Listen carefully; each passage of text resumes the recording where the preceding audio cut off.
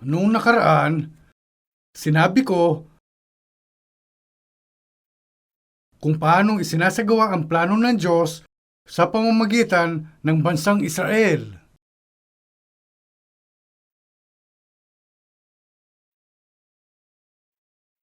Marahil, ang ilan sa inyo ay alam na ito, pero ang bansang Israel ay nilipol noong AD 70 at halos 1,900 taon silang umiral bilang isang bayan na walang bansa. Pero sa huli, ang lupain nila ay sinimulang ipanumbalik sa kanila at noong 1948, itinatag muli ang Israel bilang malayang bansa at tinanggap din bilang miyembrong bansa ng United Nations. Itong bansa na naglaho ng halos 2,000 taon ay biglang lumitaw ulit. Naroon na ang bansang Israel bago yan, pero naglaho ito ng halos 1,900 taon at tapos ay pinanumbalik ang bansang Israel. Talagang hindi pangkaraniwang pangyayari ito sa mundo at insidente na may malalim na kahulugan. Maaring isipin ng mga tao na karaniwan sa isang bansa ang maglaho at muling iiral at maaring isipin nila na posible para sa mga ganoong bagay na mangyari, pero kung iisipin natin sa pananaw ng Biblia, makikita natin na napakalaking insidente ito at lubhang napakahalaga. Ganun pa man, hindi binibigyang pansin ng mga tao itong katotohanan. Ngayon, sa pamamagitan ng Biblia, titingnan natin ang bansang Israel sa Middle East, isang bansa na napukaw ang pansin ng buong mundo at pag-iisipan natin kung bakit muling naipanumbalik itong bansa at kung bakit napakaraming kontrobersiya sa bansang ito, bakit napakaraming labanan na sangkot itong bansa. Gagawin natin batayan ang Biblia habang sinasaliksik natin ang dahilan. Makikita na pagdating sa mundong ito, ibig sabihin na malapit na ang wakas at ang araw ng pagbabalik ni Jesus sa mundong ito ay malapit na. Ang Korea ay dinugtong sa Japan sa loob ng 36 na taon at ang bansang tinatawag na Republic of Korea ay naglaho. Pero pagkalipas ng 36 na taon, ipinanumbalik ito at itinatag muli bilang malayang bansa. Totoo na ang ibang mga bansa sa rehiyon ng Southeast Asia, mga bansang tulad ng Laos, Vietnam at Cambodia, India at Indonesia rin, sa matagal na panahon ay napasa ilalim lahat sa pamumuno ng mga bansang gaya ng Portugal, France at England at sila rin ay naging malaya. Pero maliban sa Israel, wala nang ibang halimbawa ng bansang naglaho na ang mamamayan nito ay kinalat sa buong mundo sa loob ng halos 2,000 taon na pagkatapos ay bumalik muli sa kanilang lupain. Sa kaso ng Israel, hindi maraming mga Israelita ang nanatiling naninirahan sa lupain iyon. Karamihan sa kanila ay ikinalat sa buong mundo. Dinala sila bilang mga bihag at nanirahan sa ibang lupain. Ang lupain mismo ay naging pag-aari ng ibang mga bansa at kinalat ang mga tao sa buong mundo.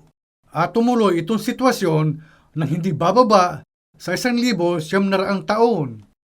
Ngunit bumalik itong mga tao at muling itinatag ang isang malayang bansa. Hindi pa ito kailanman nangyari sa kaso ng ibang bansa. Habang pinag-aaralan natin ang Biblia ngayon, makikita natin kung paano ibinatay ang mga pangyayaring yun sa Biblia at kung paano natupad ang plano ng Diyos na matagal ng panahong naisulat, mga 2 o 3,000 taon na ang lumipas at patuloy na tinutupad eksakto sa sinasabi ng Biblia. Titingnan natin ang ilan sa mga pangyayaring ito sa pamamagitan ng Biblia. Punta tayo ngayon sa Biblia sa Jeremias Kabanata 30.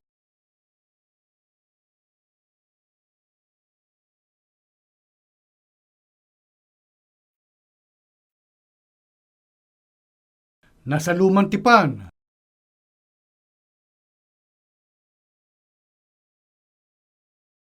Jeremias, Kabanata 30. Babasahin ko mula talata 1 hanggang 3. Ang salita na dumating kay Jeremias na mula sa Panginoon na nagsasabi, ganito ang sinasalita ng Panginoon ng Diyos ng Israel na nagsasabi, yung isulat sa isang aklat ang lahat ng mga salita na aking sinalita sa iyo. Sapagkat narito, ang mga araw ay dumarating, sabi ng Panginoon, na aking ibabalik na mula sa pagkabihag ang aking bayang Israel at Huda, sabi ng Panginoon, at aking pababalikin sila sa lupain na aking ibinigay sa kanilang mga magulang at kanilang aariin. Itong aklat ng Jeremias ay itinala mga 2,550 taon ang lumipas, kaya itinala sa napakatagal na panahon bago pa isinilang si Jesus, mga 550 taon bago yun.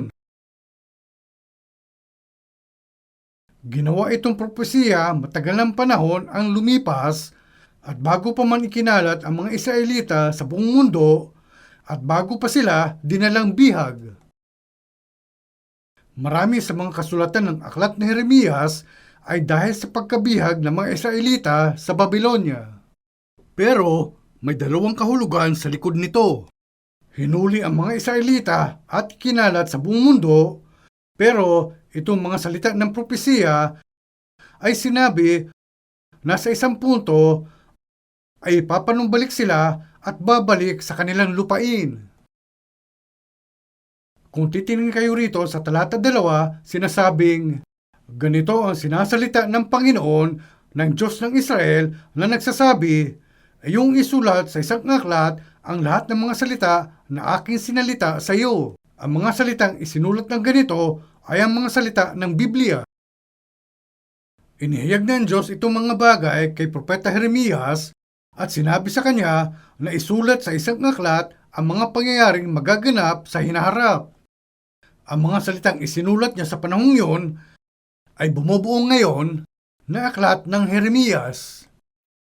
Kaya habang binabasa natin ang aklat ng Jeremias, makikita natin kung ang mga salita ba ng Diyos ay talagang tunay at kung talaga bang naganap ang mga pangyayari sa ganitong paraan. Talata 3. Sapagkat narito, ang mga araw ay dumarating, sabi ng Panginoon, na aking ibabalik na mula sa pagkabihag ang aking bayang Israel at Huda, sabi ng Panginoon, at aking pababalikin sila sa lupain na aking ibinigay sa kanilang mga magulang at kanilang aariin. Ibabalik niya sila sa lupain na ibinigay niya sa kanilang mga magulang at kanilang aariin. Itinala ito sa Biblia, 2,500 taon na ang lumipas na ang mga Israelitang ikinalat sa buong mundo ay magsisibalik sa kanilang lupain at muling aariin.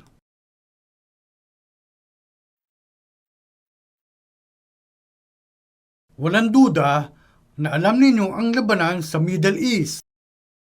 Ang mga bansa sa Middle East gaya ng Ehipto, Syria, Jordan, Lebanon, mga bansang pumapalibot sa Israel ay nag-alsal laban sa Israel na ibinunsod ang digmaan sa Middle East. Ang ikatlo sa digmaan ng Middle East ay tinukoy bilang Six-Day War at ginanap ito noong 1967. Yun ang ikatlong digmaan ng Middle East. Sa panahon ng Six-Day War, ang buong hukbo ng Israel ay sinakop ang buong lupain ng Israel. Ito ang lupain ng Israel. Ito ang lupain ng Israel at ito ang Dead Sea at dito sa ilaga ay ang dagat ng Galilea. Itong lupain ay kasukat ng estado ng New Jersey. Bago ang Six-Day War, may mga Israelita na pumasok sa lupain ito at nanatili roon. May rehiyon na tinawag na West Bank. Ito ang Ilog Jordan. Ang West Bank ay ang rehiyon sa kanluran ng Ilog Jordan ng lawak ay hanggang sa Jerusalem at sa iba't ibang rehiyon sa Hilaga at Timog. Ang bansang Jordan ay sakop itong lugar at sa hilaga ay ang Golan Heights na sakop ng Syria. Nasakop ng Ehipto ang lugar sa timog. At ang mga Palestino ay naninirahan dito na kalat sa buong rehiyon. Pero noong 1967, sa panahon ng Six-Day War, sinakop ng hukbo ng Israel itong buong lugar pababa sa Sinai Peninsula sa timog at ang buong lugar sa kanluran ng Ilog Jordan, ang lugar na tinukoy bilang West Bank at ng rehiyon ng Golan Heights hanggang sa hilagang silangan. Kinuha nila itong buong lugar. Itong mga lugar ay naisama sa lupain ng Israel. Kinontrol ng Israel itong lahat na lupain.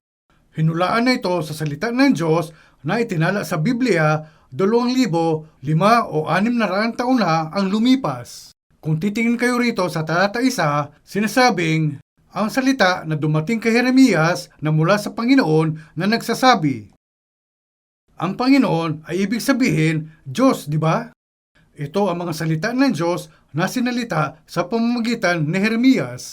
Kaya itong mga salita sa Biblia ay mga salita ng Diyos 2,500 taon na ang lumipas. Sinabi ng mga salita ng Diyos na sa isang tiyak na punto ng panahon, ang mga Israelita ay magbabalik at muling titirhan ang kanilang lupain at itong mga salita ay nangyari eksakto sa pagkakasulat. Kaya ibinungan ng digmaan ang pagkuha ng Israel sa mga lupaing nasakop ng Jordan, Ehipto at Syria. Kaya malinaw nating makikita na mga salita ng Biblia ay tinupad ng eksakto sa pagkakasulat. Susunod, punta tayo sa Isayas, Kabanata 60. Ang Isayas ay aklat bago ang Jeremias.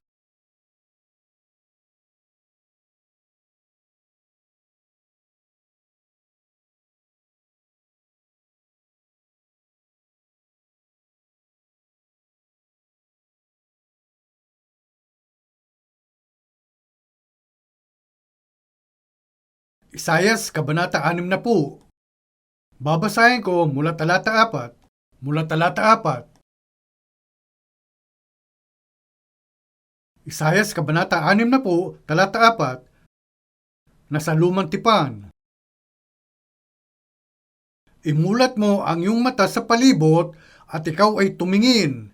Silang lahat ay nangagpipisan, sila'y nagsisiparoon sa iyo. Ang iyong mga anak na lalaki ay mangagmumula sa malayo, tinutukoy nito ang mga anak ng mga Israelita. Sinasabi nito na ang mga anak ng Israel ay manggagaling sa malayo, at ang iyong mga anak na babae ay kakalungin. Kakalungin sila sa kanilang mga bisig. Kung magkagayon, ikaw ay makakakita at maliliwanagan ka, at ang iyong puso ay titibok at lalaki, sapagkat ang kasaganaan ng dagat ay mababalik sa iyo, ang kayamanan ng mga bansa ay darating sa iyo. Tingnan ang sinasabi rito. Ang aklat ng Isayas ay isinulat mga 2,600 taon ang lumipas. Isinulat ito bago pa ang aklat ng Jeremias. 2,600 taon na ang lumipas, sinabi ng Diyos itong mga salita ng propesiya sa pamamagitan ng propeta sa pangalang Isayas. Dito rin, hinulaan ng Diyos na ang mga Israelita, ang kanilang mga inapo, ay magbabalik sa kanilang lupain, buhat sa malayo, at magbabalik, nadala-dala ang kanilang mga anak na lalaki at babae kasama nila. Ang isang punto na kailangan nating pagtuunan dito ay ang sa talata 5. Kung magkagayon, ikaw ay makakakita at maliliwanagan ka, at ang iyong puso ay titibok at lalaki. Sinasabi na kapag nangyari ito, ay makikita ang mga ngiti sa mukha ng mga Israelita. At ang kanilang mga puso ay maliliwanagan. Bakit kaya? Sapagkat ang kasaganaan ng dagat ay mababalik sa iyo, ang kayamanan ng mga bansa ay darating sa iyo. Ang kayamanan ng mga bansa ay darating sa iyo. Ang kayamanan ng mundo ay darating sa iyo. Ito ang sinasabi. Para gamitin ang pamilyar na insidente bilang halimbawa, nariyan ang digmaan sa Gulpo. Ang digmaan sa Persian Gulf. Kakaiba, Nasa panahon din ng digmaan sa Gulpo, ang mga bansang Arabo ang kumakalaban sa Israel. Sinalakay ng Iraq ang Israel sa digmaang yun. Pero kakaibang sabihin na sa panahong yun, naapektuhan ang ekonomiya ng buong mundo sa digmaang ito. Siyempre, pinangunahan ng United States ang nagsanib-puwersa ang ilang mga bansa upang labanan itong digmaan, pero sa pamamagitan nitong digmaan ay naging napakayaman ng Israel. Bakit kaya? Patuloy ang Iraq sa pagbomba ng mga Scud missiles sa direksyon ng Israel, kaya nagbanta ang Israel na maghihiganti, nagbabantang gagamitin ang nuclear weapon o direktang aatake, at dahil patuloy sila sa pagbabanta, sinikap ng United States na pakalmahin ang sitwasyon at tinulungan ng Israel sa pagbibigay ng Patriot missiles, habang ang France at Germany at ang ibang mga bansa ay binigyan ng malaking halaga ng pera ang Israel. Isa lang itong halimbawa, pero sa ganitong paraan, ang kayamanan ng mundo, ang kayamanan ng mga hintil ay ibinalik sa Israel gaya sa sinasabi nitong talata. May impluwensya ang Israel sa lahat ng aspeto ng ekonomiya sa bansa ng United States. Ang mga bangko at malalaking korporasyon ay kontrolado nilang lahat. Ganyan kalawak ang kanilang ugnayan. Ganun pa man, malinaw nating makikita na may malaking posibilidad na darating ang panahon na ang lahat nitong kayamanan ay tutungo sa Israel. Sa talatang ito sinasabing, ang kayamanan ng mga bansa ay darating sa iyo. Makakatiyak tayo na magaganap ang mga pangyayari ng eksakto sa sinasabi rito. Bago ito, sinasabi rito, ang kasaganaan ng dagat ay mababalik sa iyo. Kung titingin kayo rito, may 3 dagat sa Israel. Ito ang dagat Mediteraneo, na minsan tinukoy bilang Great Sea. Tapos papasok pa ay may tubig na tinawag na Dead Sea, nakilala rin bilang Salt Sea.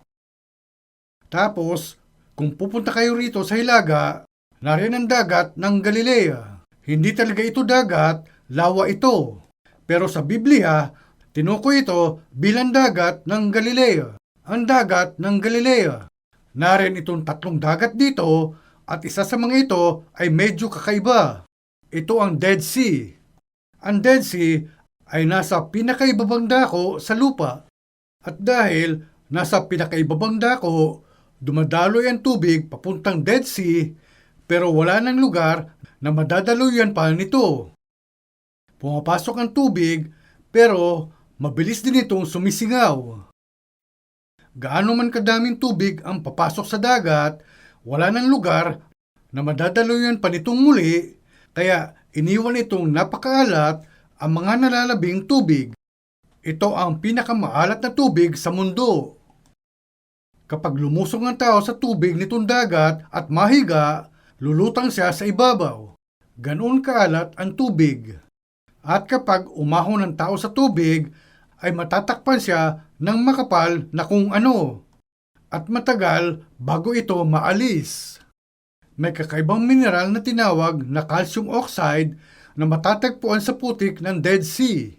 Kapag kinuha ito at ginamit, maaari itong gamitin sa mga produktong pagkain at mahahalagang sangkap ng iba ring produkto. Iba't iba pang mga mineral ang maaaring makita sa Dead Sea. Nang pumunta ako sa Israel, pumunta rin ako sa Dead Sea.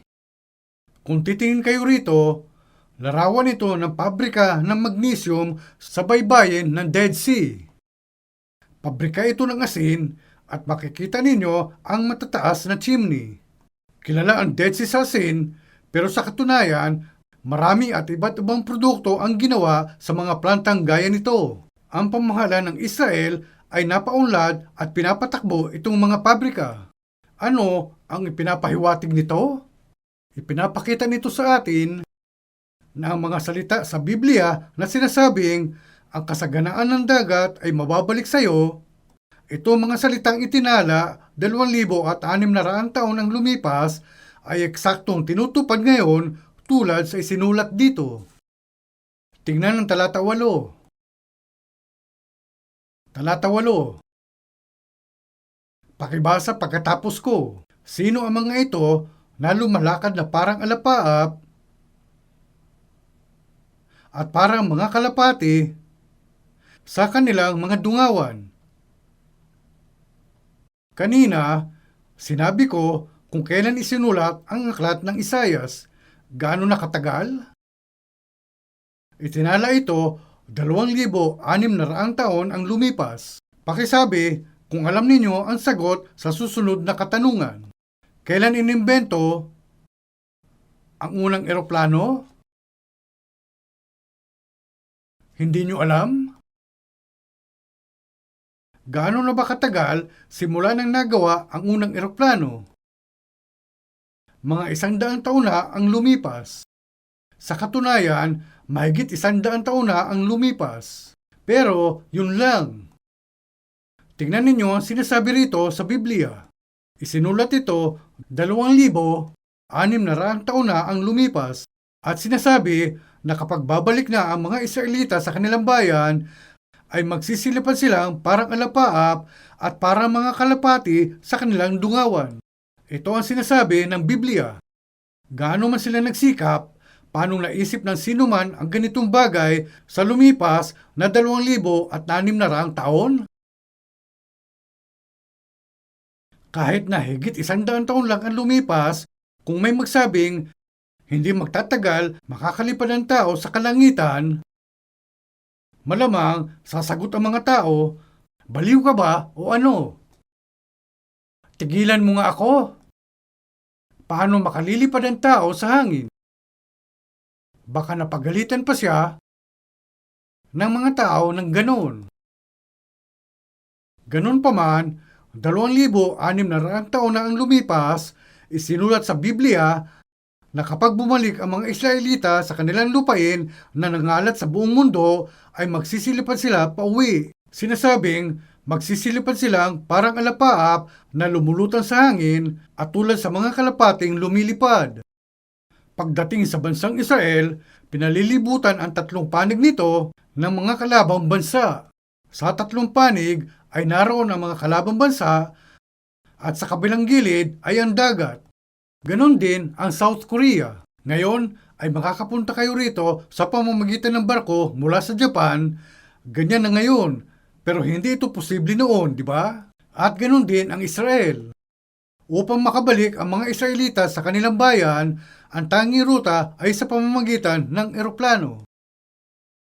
Ang tanging paraan lang sa pagpasok sa kanilang bansa ay sa pamamagitan ng eroplano. Kaya habang pabalik ang mga Israelita sa kanilang lupain buhat sa lahat ng dako ng mundo, ay dumating silang lahat sa pamamagitan ng eroplano. Kaya kung titingnan ninyo ang mga artikulo sa pahayagan dito, may mga ulo tayo ng balita gaya ng 40,000 mga Hudyo sa Russia ang pinahintulutang makalabas.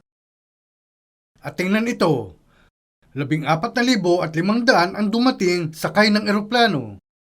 Paglabas ng mga Hudyo ng Ethiopia. 14,500 mga taga-Ethiopia ang biglang dilala sakay ng eroplano. Mas maitim ang balat ng mga Ethiopia, pero itong mga tao ay mga Hudyo rin. Kaya nang bumalik itong lahat ng tao sa kanilang bayan, bumiyahe sila sakay ng eroplano. Binasa ko rin ang artikulo sa pahayagan tungkol sa mga Hudyo na bumalik sa kanilang bansa sakay ng eroplano buhat sa Hilaga at Timog Yemen. Kaya lahat ng mga Israelitang bumalik sa kanilang lupain ay kailangang aalis sakay ng eroplano. Kaya malinaw na totoo ang sinasabi rito ng Biblia, di ba? Ano sa palagay nyo? Itinala ito 2,600 taon na ang lumipas. Kapag babalik na ang mga Israelita sa kanilang bayan, magsisilipan sila na parang alapaap at parang mga kalapati. Hindi ito posible kung hindi dahil sa mga salita ng Diyos na nakikita maging ang hinaharap sa isang tingin. Kaya, maaari natin sabihin na ang Biblia ay ang salita ng Diyos. Ang Biblia ay hindi mga salita ng tao, mga salita ito ng Diyos na kanyang ibinigay sa tao sa pamamagitan ng inspirasyon ng Espiritu Santo. Punta tayo ngayon sa Jeremias, Kabanata 31.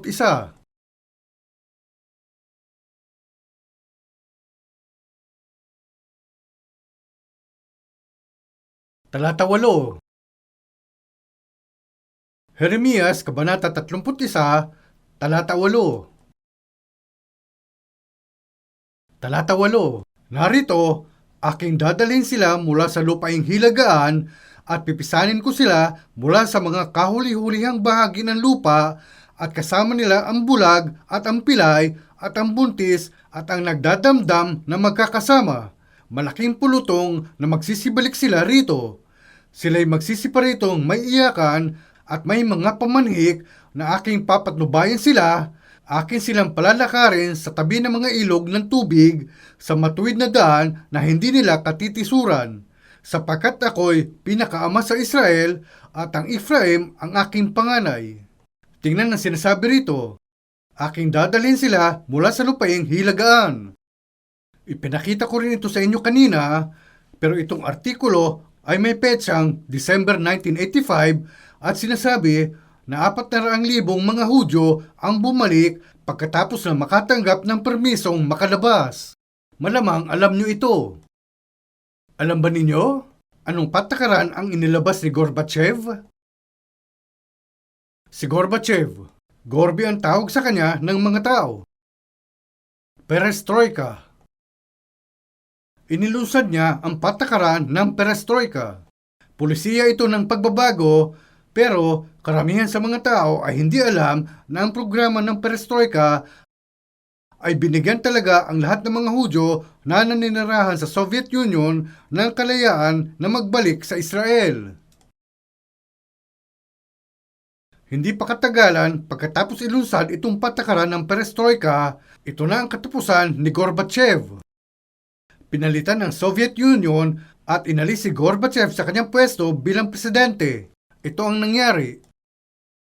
Sa simula, bago ang pagpapalaya, may mga 2,500,000 mga Hudyo ang naninirahan sa Russia. 2,500,000. Pero labis na inusig ng mga taga-Soviet ang mga Israelita. Sinimulang usigin ng labis ng mga Ruso ang mga Hudyo. Babantaan sila sa hating gabi na sinasabing dahil sa mga Hudyo kaya ang antas ng kanilang pamumuhay ay bumaba. Binabato sila at binabasag ang kanilang mga bintana. Kaya ang mga Hudyo ay napasa ilalim ng mga matitinding pagbabanta, pero nang inilunsad ang patakaran ng perestroika, nagkaroon silang lahat ng pagkakataon na magbalik sa kanilang bayan.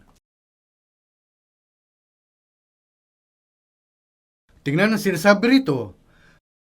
Tiyak na sinasabi rito, narito, aking dadalhin sila mula sa lupaing hilagaan. Makikita natin ngayon mismo habang nahahayag itong mga pangyayari ng ayon sa mga salitang hinulaan 2,005 o 600 taon na ang lumipas.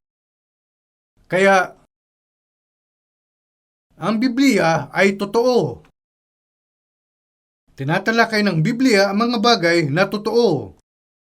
Hindi malabo o haka-hakang pinagsamang mga gawa-gawang kwento.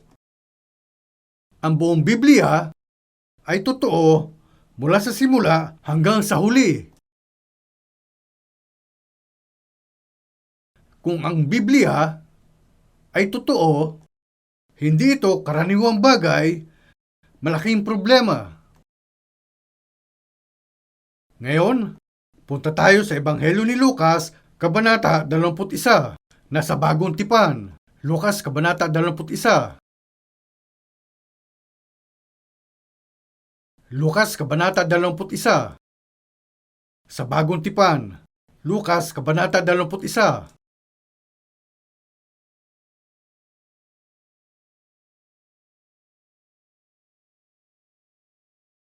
Babasahin ko mula talata 20. Talata 20. Datapwat, pagka nangakita ninyong nakukubkob ng mga hukbo ang Jerusalem, kung magkagayoy, talastasin ninyo na ang kanyang pagkawasak ay malapit na. Kung magkagayoy, ang mga nasa Judea ay magsitakas sa mga bundok at ang mga nasa loob ng bayan ay magsilabas at ang mga nasa parang ay huwag magsipasok sa bayan sapagkat ito ang mga araw ng paghihiganti upang maganap ang lahat ng mga bagay na nangasusulat.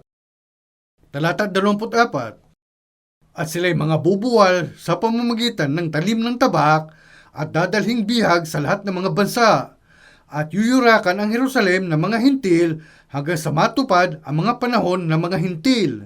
Itong mga salita ay sinabi ni Jesus. Hinulaan ni Jesus. Dito ang pagbagsak ng Israel na magaganap sa hinaharap. Hinulaan niya na kapag kinupkup ang Jerusalem sa ikalawang pagkakataon, lilipulin ito. Mangyayari ito dahil tinanggihan ng mga Israelita si Jesus at tinanggihan ang Diyos. Pinag-aralan natin ito nung nakaraan, di ba? Nasabi ng Diyos na kung magre-rebelde sila laban sa Kanya, ay kakainin nila ang laman ng kanilang mga anak na lalaki at babae, ikakalat sila sa buong mundo, magiging ilang ang kanilang lupain, at bubunutan niya ng tabak sa hulihan nila. At nangyari gaya sa sinabi niya. Dito, muling hinulaan ni Jesus ang mga bagay na magaganap 40 taon pagkatapos ng panahon niya. Habang hinuhulaan niya ng ganito, sinasabi rito, datapwat, pagka nangakita ninyong nakukubkob ng mga hukbo ang Jerusalem, kung magkagayoy, talastasin ninyo na ang kanyang pagkawasak ay malapit na. At tapos, ano ang mangyayari sa Jerusalem? At sila'y mga bubuwal sa pamamagitan ng talim ng tabak at dadalhing bihag sa lahat ng mga bansa at yuyurakan ng Jerusalem ng mga hintil hanggang sa matupad ang mga panahon ng mga hintil. Kaya ano ba ang ibig sabihin kapag sinasabi rito hanggang sa matupad ang mga panahon ng mga hintil? Ito ang 7 taon ng kapighatian. Kailan sinimulan ang mga panahon ng mga hintil? Mga 600 BC. Ito ay noong unang winasak ang Jerusalem. Tapos, nariyan ang ikalawang pagkalipol ng Jerusalem at sa hinaharap ay lilipulin ito sa ikatlong pagkakataon. Kaya, ang mga panahon ng mga hintil ay sinimulan sa unang beses ng pagkalipol ng Jerusalem. Tapos, kailan magtatapos ang mga panahon ng mga hintil? Dito yon, dito. Paano ito magwawakas? Mangyayari ito sa ikalawang pagparito ni Jesus. Bumangon si Jesus sa mga patay at umakyat sa langit at kapag babalik siyang muli, magwawakas ang mga panahon ng mga hintil. Simula noon, sa loob ng 1,000 taon, mamumuno si Jesus sa buong mundo mula sa Jerusalem at muling darating ang panahon para sa Israel. Kaya ang mga panahon ng mga hintil ay tinatapos dito. At dito sa talata 24 sinasabing, at sila'y mga bubuwal sa pamamagitan ng talim ng tabak at dadalhing bihag sa lahat ng mga bansa. At dadalhing bihag sa lahat ng mga bansa. Dinalang bihag sila noong 70 AD. At yuyurakan ang Jerusalem ng mga hintil hanggang sa matupad ang mga panahon ng mga hintil. Tulad ng sinabi ko rati, noong 1967, ibinalik ang Jerusalem sa Israel. Ibinalik ang Jerusalem sa Israel. Bago ang panahong yon, ang Jordan, nakilala bilang Transjordan, ay nakubkob ang silangang Jerusalem kasama ang lumang bayan kung saan dati, noon, ay kinalalagyan ng templo. Pero noong 1967, muling kinuha ng hukbo ng Israel ang Jerusalem. Tila ba, ito ang tanda ng katapusan ng mga panahon ng mga hintil, pero hindi pa ganoon. Ipaliliwanag ko, sa gitna mismo ng Jerusalem ay ang lugar kung saan naitayo ni Salomon ang templo. Tinawag din itong Bundok ng Sion. Yan ang lugar kung saan itinayo ang templo ni Salomon ay may 2 moske na ang naitayo roon. Ang 2 moske na kasalukuyang naroon ay ang Al-Aqsa Mosque at ang Moske ni Omar. Pero sa araw na lubusan ng gigibain itong mga moske at muling itatayo ang templo ng Israel, tunay na magiging pag-ari ng Israel itong teritoryo. Ang paghahanda upang itayo ang templo ay sinasagawa na, pero gigibain pa lang ang mga moske. Yamang binawi ng Israel ang buong Jerusalem noong 1967, ito ang patunay na ang mga panahon ng mga hintil ay nalalapit na. May isa pang punto na maaari nating malaman dito. Bumabalik ang mga Israelita sa kanilang lupain. Ano ang kahalagan ng pagbabalik ng mga Israelita sa kanilang sariling bayan? Ibig sabihin na ang panahon ng pagbabalik ni Hesukristo sa mundong ito ay halos malapit na. Tapos, darating ang panahon para maghari si Jesus, panahon ng perpektong kapayapaan na walang kasalanan. Sa puntong yon, ang kasalukuyang panahon ng kasalanan ay magwawakas na. Kaya, ang pagbabalik ng mga Israelita sa kanilang lupain ay lubhang napakahalagang insidente. Hindi ito walang kwentang bagay. Ang Israel ay naging malayong bansa, pero marami pa rin mga Israelita ang kumalat sa buong mundo. Hindi ko alam ang eksaktong bilang, pero sa kasalukuyan ay may 6 na milyong mga Hudyo ang naninirahan sa United States at marami pa rin ang naninirahan sa Timog Amerika. Karamihan sa mga naninirahan sa Russia ay nagbalik na. Tingnan ngayon ang talata 29. Talata 29. At sinalita niya sa kanila ang isang talinghaga. Masdan ninyo ang puno ng igos at ang lahat ng mga punong kahoy. Pagka nangagdadahon na sila, ay nakikita ninyo at nalalaman ninyo sa inyong sarili na malapit na ang tag-araw. Gayon din naman kayo, pagka nakakita ninyong nangyari ang mga bagay na ito, talastasin ninyo na malapit na ang kaharian ng Diyos. Tingnan ang sinasabi rito. Sinabi ni Jesus ang talinghaga na tumutukoy sa 2 klase ng puno. Ang isa ay ang puno ng igos at ang isa naman ay ang lahat ng mga punong kahoy. Ano ang ipinapahiwatig nito? Sumisimbolo ito sa isang bansa at mga bansa. Kapag sinasabing lahat ng mga punong kahoy, tumutukoy ito sa lahat ng mga bansa. Kaya kung isipin natin ang mga bansa ng mundo, ang Soviet Union ay naglaho na at ang Commonwealth ng Independent States ay nabuo. Sa rehiyon ng dating Soviet Union ay meron na ngayong kalipunan ng 12 administratibong dibisyon. Ilang mga bagong bansa ang lumabas. Bago nagwakas ang ikalawang digmaang pandaigdig, merong 6 na pong mga bansa sa mundo. Yan ay bago natapos ang ikalawang digmaang pandaigdig. Ang Imperyo ng Britanya ay tinukoy bilang lupain kung saan hindi lumulubog ang araw. Ito ang sinasabi ng mga tao. Dahil ang Britanya ay may kapangyarihan sa maraming lupain sa lahat ng dako ng mundo na tila ba lagi sumisikat ang araw sa kahit saang bahagi ng kanilang teritoryo. Pero sa katapusan ng pangalawang digmaang pandaigdig, karamihan sa bansang ito sa lahat ng dako ng mundo ay naging malaya. Ngayon, meron ng higit sa 180 bansa sa mundo. Sinasabi rito sa Biblia, masdan ninyo ang lahat ng mga punong kahoy pagka nangagdadahon na sila. Kapag ipinanumbalik na sila, ang isa sa mga puno ay ang puno ng igos. Ang puno ng igos ay kumakatawan sa bansang Israel. Kaya makikita ninyo na ang Israel na naglaho noong 2,000 taon at lahat ng ibang mga bansa sa mundo ay naging malaya. Ano ang pinapahiwatig nito? Basahin natin muli, talata 29. At sinalita niya sa kanila ang isang talinghaga. Masdan ninyo ang puno ng igos at ang lahat ng mga punong kahoy.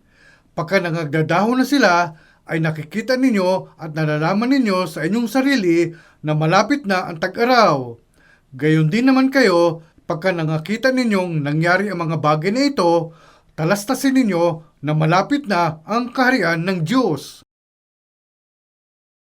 Dahil hindi nila alam ang Biblia, hindi alam ng mga tao ang kahalagahan ng pagiging malaya ng lahat ng mga bansa at ng pagiging malaya rin ng Israel. Hindi nila alam kung bakit nangyayari itong mga bagay o kung ano ang nasa likod nitong lahat. Hindi pa ito nangyari sa lumipas, pero ngayon, ang lahat ng mga bansa ay sumisigaw para sa kalayaan at humihinging maging malaya. Ano ang ibig sabihin nitong lahat? Ano ang kahalagahan ng pagpapanumbalik ng Israel?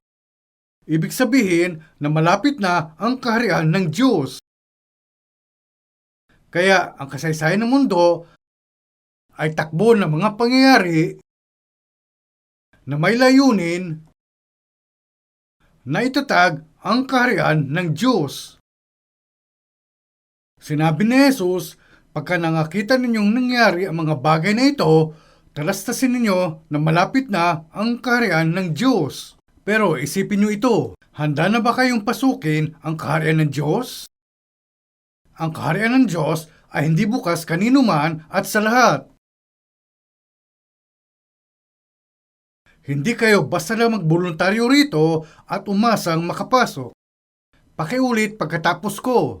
Maliban na ang isang tao ay may panganak na muli, ay hindi niya makikita ang kaharian ng Diyos. Maliban na ang isang tao ay may panganak ng tubig at ng Espiritu, ay hindi siya makakapasok sa kaharian ng Diyos. Malinaw itong sinabi ni Jesus. Malapit na ang kaharian ng Diyos, pero masyadong abala ang mga tao sa ibang bagay. Malinaw nating makikita sa harap ng ating mga mata na malapit na ang kaharian ng Diyos, di ba? Ganun pa man, hindi pinaghahandaan ng mga tao na pasukin yun.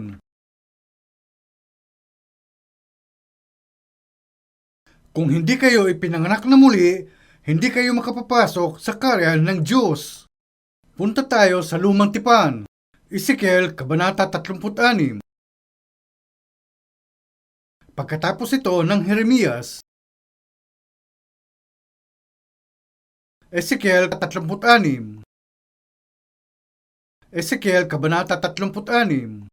Nais kong talakayin sandali ang nasa likod nitong sipi at saka natin basahin. Kung titingin kayo rito,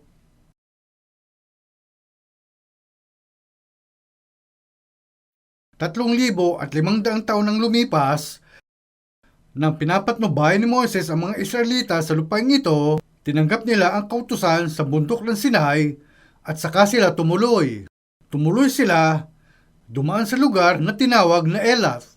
At nang dumating sila rito, pinadala nila ang mga espiya sa lupain ng Kanaan.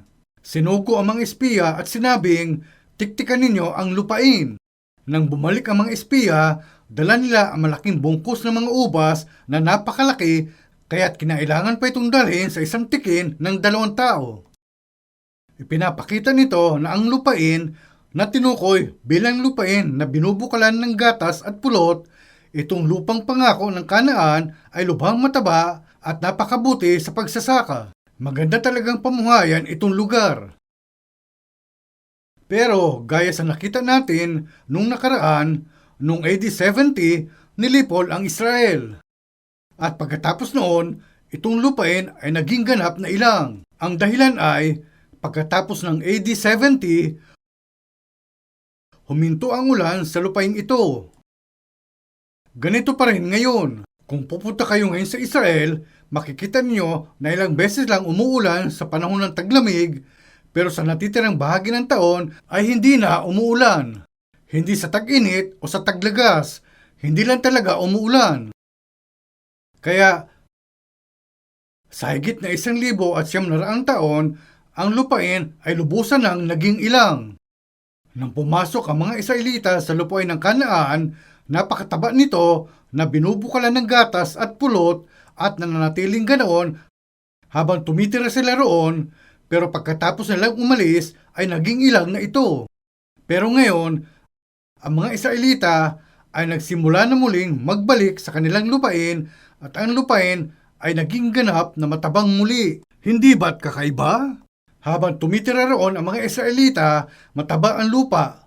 Noong umalis sila, naging ilang ito. At ngayong bumabalik sila, nagiging mataba muli. Sino ang gumagawa nito? Basahin natin ang Kabanata 36 simula sa talata 1. At ikaw, anak ng tao, manghula ka laban sa mga bundok ng Israel at sabihin mo, kayong mga bundok ng Israel, pakinggan ninyo ang salita ng Panginoon. Ganito ang sabi ng Panginoong Diyos, sapagkat sinabi ng kaaway sa inyo, aha, at ang dating mga mataas na dako ay aming pag-aari, kaya manghula ka at iyong sabihin, ganito ang sabi ng Panginoong Diyos, sapagkat sa makatuwid bagay, sapagkat kanilang ginawang sira kayo, ang kanila rito ay tumutukoy sa mga hintil, at nadaig kayo sa lahat ng dako upang kayo maging pag-aari ng nalabi sa mga bansa, at kayo'y nabanggit ng mga labi ng mga mangdadaldal at masamang ulat ng bayan. Kaya ibig sabihin, ang lupain ng Israel ay naging ganap na ilang at kakutyaan, siniraan at kinutya. Lakaw tayo sa talata 7. Talata 7. Kaya't ganito ang sabi ng Panginoong Diyos, aking itinaas ang aking kamay na aking sinasabi, tunay na ang mga bansa na nangasa palibot ninyo, mga tataglay sila ng malaking kahihiyan. Ngayon, sa pasimula ng panunumbalik ng Israel, ang mga bansang pumapalibot dito ay mapapahiya at mahihiya. Talata 8. Ngunit kayo, o mga bundok ng Israel, inyong isusupling ang inyong mga sanga at magbubunga sa aking bayang Israel sapagkat sila'y malapit nang dumating. Sapagkat narito, ako'y sa inyo at ako'y babalik sa inyo at kayo'y mabubukid at mahahasikan. Tingnan ang sinasabi rito. Kakaiba man, ang lupain ng Israel na lubusang naging ilang ay nagiging napakataba na ngayon. Ipagpapatuloy kong ipaliwanag itong lahat ngayon, pero kung hindi ninyo paniniwalaan ang sinasabi ko, maaari ninyong bisitahin ang Israel at tingnan ninyo mismo. Kung nais nyong makita ito mismo, punta kayo at bisitahin ang Israel, pero magdala kayo ng Biblia. Hawak ang Biblia, tingnan ninyo mismo ang kabukiran doon. Sa Europa,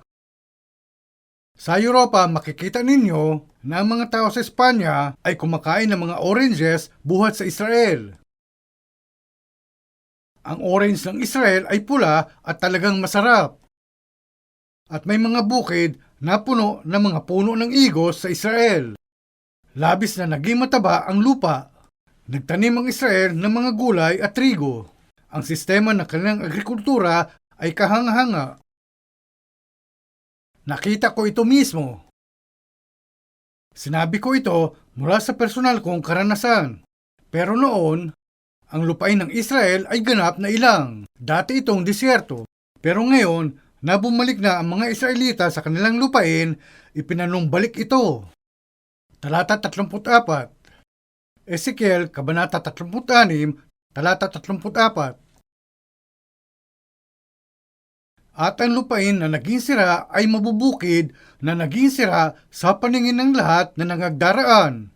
At kanilang sasabihin, ang lupain ito na naging sira ay naging gaya ng halamanan ng Eden, at ang sira at giba at wasak ng mga bayan ay nakukutaan at tinatahanan. Kung magkagayoy, malalaman ng mga bansa na nalabi sa palibot ninyo na kung Panginoon ay nagtayo ng mga guhong dako at tinamnan ko ang dakong sira. Akong Panginoon ang nagsalita at aking gagawin. Pag-isipan natin ang ibig sabihin. Itong aklat ng Ezekiel ay sinulat mga 2,550 taon ang lumipas. Isinulat ito sa parehong panahon ni Propeta Jeremias.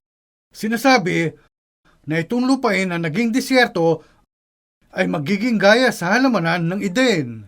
Magiging gaya ito sa halamanan ng Eden. Ganun na ito ngayon. Makikita ninyo ito kung pupunta kayo at titingnan. Marami mga puno ang naitanim sa mga burol, puno ng mga pananim ang kabukiran, naitanim ang mga punong kahoy ng orange at ang halimuyak nito ay maaamoy sa malayo. Lubhang naging napakaganda ng lupain. Paano ito nangyari? Tingnan ito ngayon. Malapit sa dagat ng Galilea. Kung bibiyahe kayo pahilaga mula sa Dead Sea, mapupunta kayo sa dagat ng Galilea. Ang dagat ng Galilea ay tubig tabang na lawa. Hindi maalat, tubig tabang. Ang tubig mula sa dagat ng Galilea ay binibigay ang tubig tabang upang patubigan ang buong bansa. Papahilaga pa mula sa dagat Galilea, mararating ninyo ang bundok Hermon. Makikita rin ang bundok Hermon sa Biblia.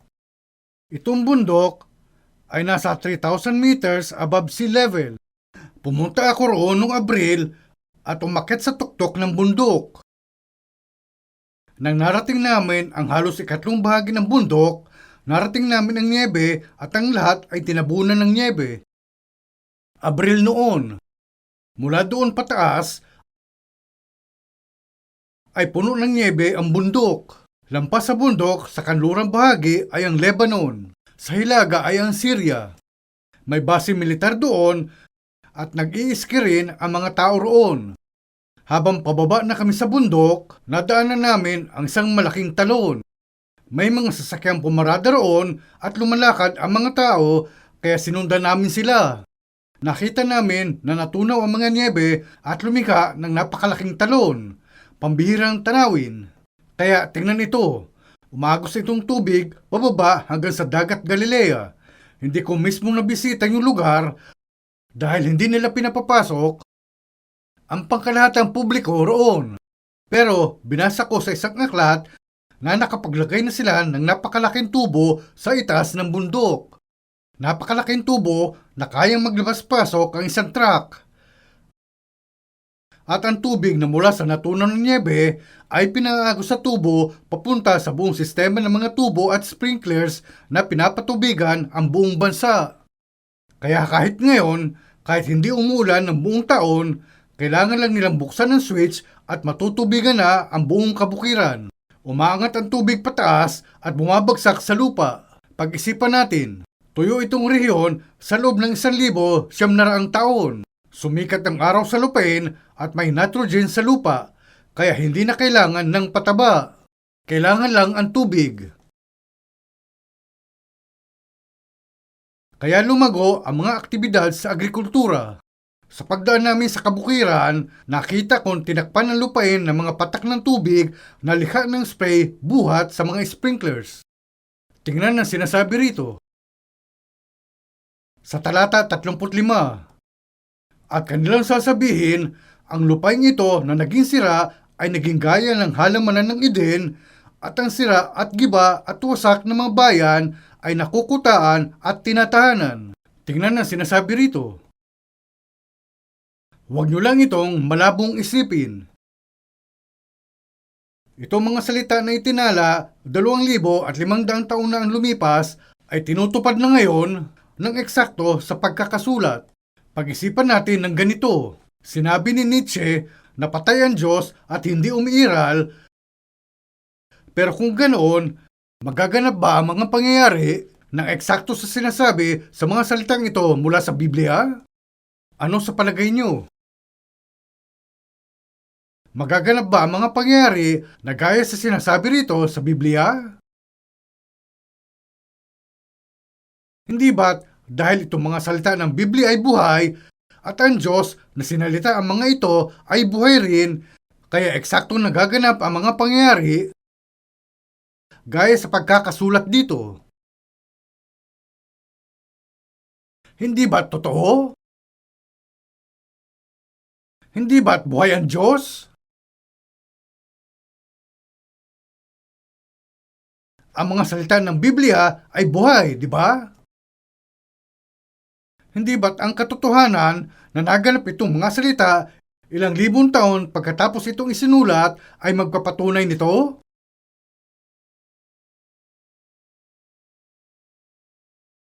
Kung titingin kayo rito sa talata 36, sinasabing, kung magkagayoy, malalaman ng mga bansa na nalabi sa palibot ninyo na akong Panginoon ay nagtayo ng mga guhong dako, tinamnan ko ang dakong sira.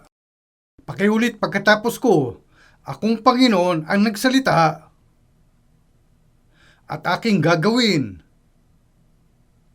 Tingnan ito, sinasabing akong Panginoon. Dahil nagsalita ang Diyos at sinabi niyang gagawin niya, dahil sinabi niya aking gagawin, ay tinutupad na ngayon. Pag-isipan niyo, umiiral ba ang Diyos o hindi? Ito ang usapin dito. Totoo ba ang mga salita ng Biblia o hindi? Yan ang ibig kong sabihin. Kung dadako ako sa bawat sipi na may kaugnayan sa bagay nito at ipaliwanag ang lahat ng ito sa inyo, kailangan kong magsalita ng napakatagal. Pero kahit doon pa lang sa mga binasa natin, makikita natin na talagang totoo ang Biblia at ang Diyos na sinabi itong mga salita ay Diyos na buhay. Nilikha ng Diyos itong mundo scientifically at sa pamamagitan ng kanyang mga salita. Sa madaling salita, nilikha niya ang lahat ng ayon sa mga kautusan.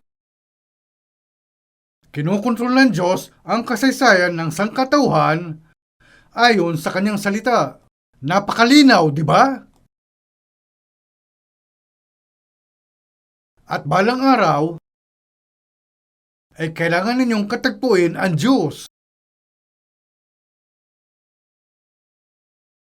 Binasa natin ito nung nakaraang lecture, pero sa Apokalipsis Kabanata 21 sinasabing, narito, ang tabernakulo ng Diyos ay nasa mga tao at siya'y mananahan sa kanila at sila'y magiging mga bayan niya at ang Diyos din ay sa kanila at magiging Diyos nila. Ito ang lugar kung saan mamumuhay ang Diyos kasama ang tao. Pagtukoy ito sa walang hanggang mundo ng pag-ibig. Balang araw, bawat tao ay kailangang katagpuin ang Diyos. At kapag kinatagpo niyo siya, usapin ito ng kahatulan o ng buhay na walang hanggan sa inyo, alinman sa dalawa. Sa ayaw at sa gusto ninyo. Kahit ayaw nyo, kailangan kayong tatayo sa harapan ng Diyos at hatulan kung hindi nyo pa naranasan ang kaligtasan ng inyong espiritu. Pero kung ipinanganak muli ang inyong espiritu, kakatagpuin nyo ang Diyos ng may labis na kagalakan at masaya at pusong mapasalamatin. Yan ang pinakalayunin ng pagkasilang ng tao at pamumuhay sa mundong ito. Hindi lang tayo basta nabubuhay at namamatay at yun na. Hindi ganoon kawalang saysay ang buhay. Ngayon, punta tayo sa Ezekiel, Kabanata 37.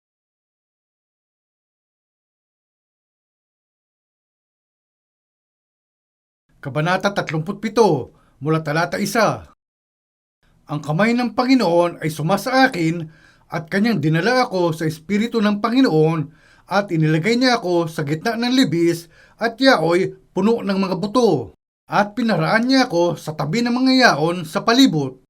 At narito, may totoong marami sa luwal na libis at narito mga totoong tuyo.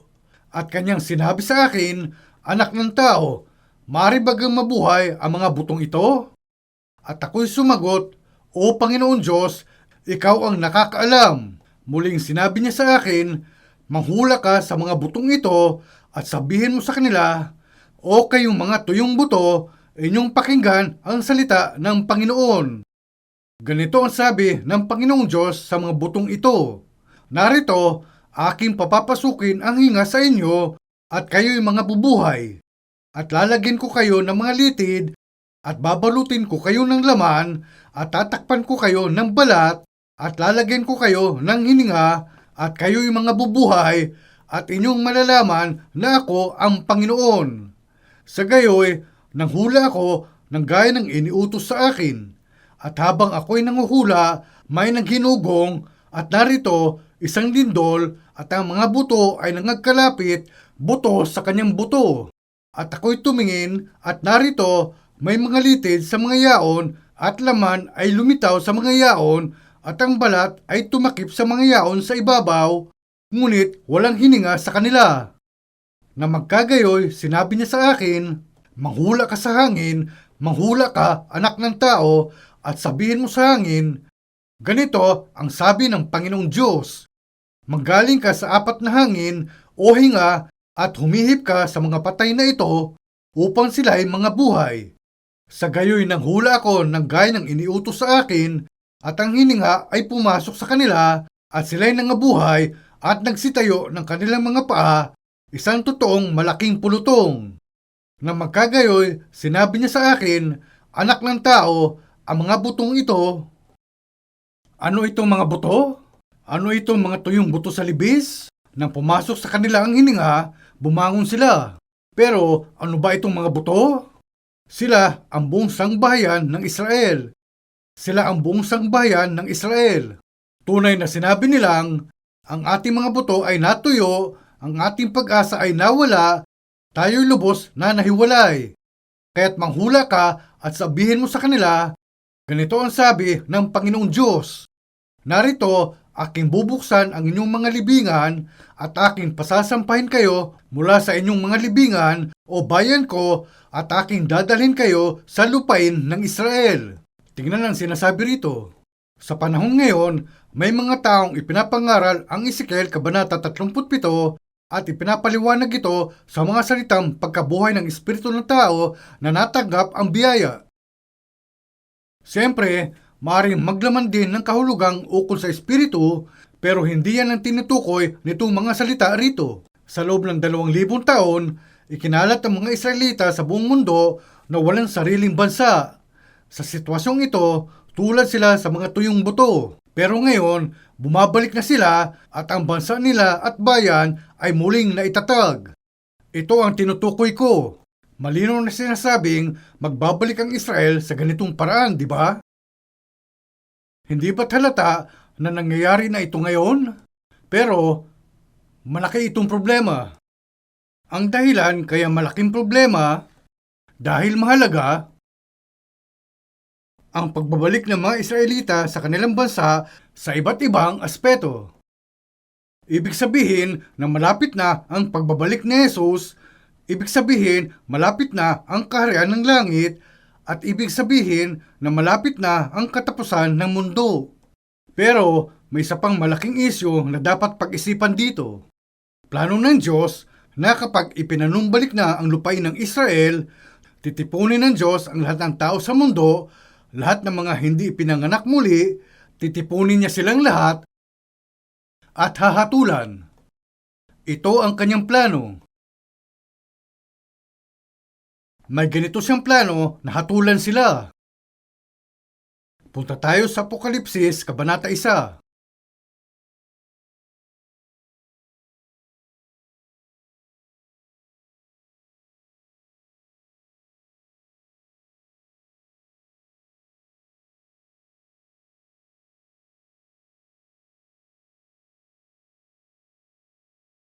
Apokalipsis, Kabanata 1, Talata 3. Nasa bagong tipan. Malapit sa pinakadulo ng Biblia. Apokalipsis, Kabanata 1, Talata 3. Sabay-sabay nating basahin. Mapalad ang bumabasa at ang nangakikinig ng mga salita ng hula at tumutupad ng mga bagay na nangasusulat doon, sapagkat ang panahoy malapit na. Tanggapin natin ang pagpapala ngayon. Gusto ninyong makatanggap ng pagpapala, di ba? Dapat tapat tayo, di ba?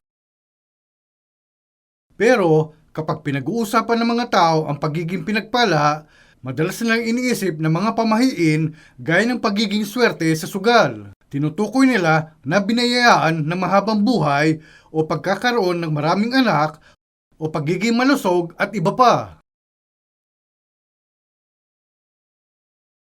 Pero ang ganung biyaya ay walang kabuluhan. Bakit?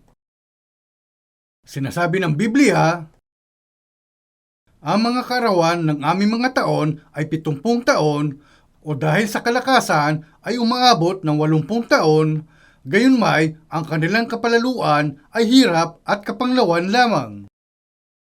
Ang buong buhay ng tao ay puno ng kapalaluan, kapanglawan, pangamba, alalahanin at galit. Halos hindi niya nga magawang malampasan ang kanyang buhay ng ganito at tapos kapag baluktot na ang likod niya at malapit na mamatay, sinasabi niyang walang kabuluhan ang buhay, walang saysay ang lahat. Wala na siyang lakas sa harap ng kamatayan at kailangan ng susuko. Ganito ang buhay. Pag-isipan niyo. Anong pagpapala ang naroon sa ganong uri ng pamumuhay?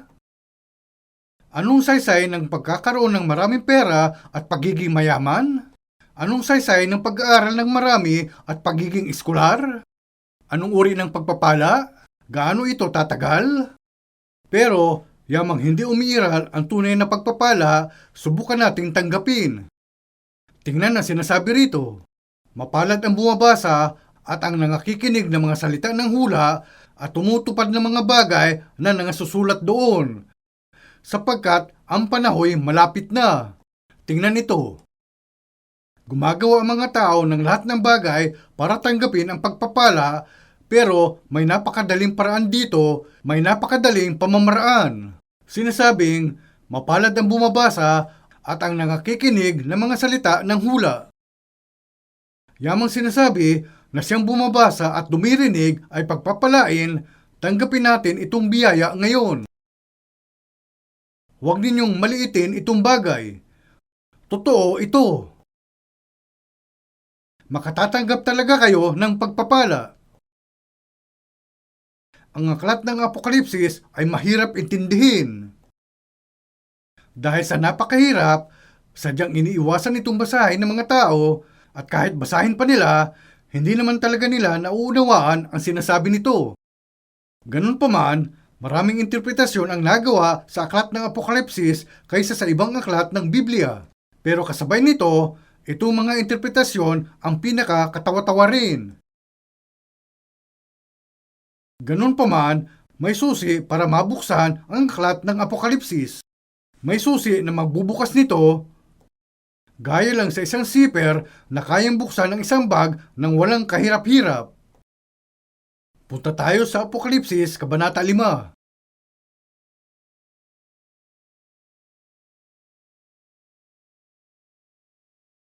Kabanata 5, babasahin ko mula talata 1.